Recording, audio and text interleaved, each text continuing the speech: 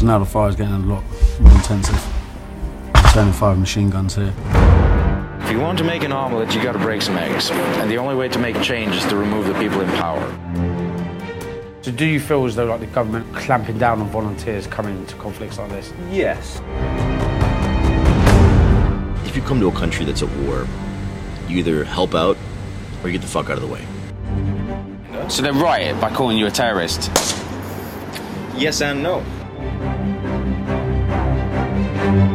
I've come to Ukraine to meet international volunteers that caught up in Europe's forgotten war.